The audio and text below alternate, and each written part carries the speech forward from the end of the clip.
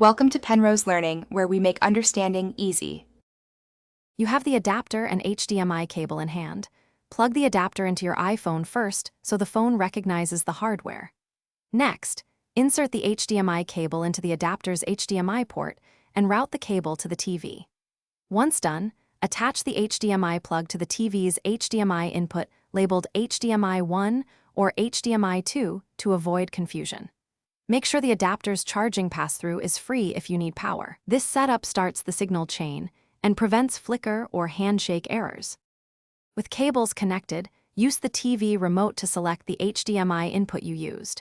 This ensures the TV is listening to the right port.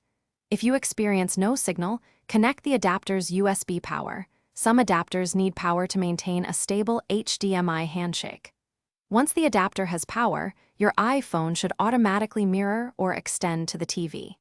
If it doesn't, unlock the phone and wake the screen. The device negotiates resolution and frame rate once active.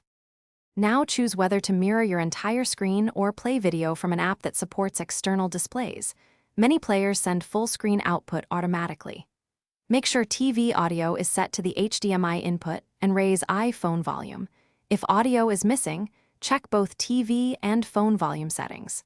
To finish, stop playback, switch TV away from that HDMI input. Then unplug the HDMI from the TV before removing the adapter from your phone.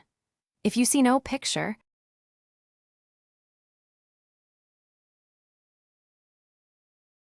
Thanks for watching. If this was helpful, leave a like and consider subscribing. See you next time.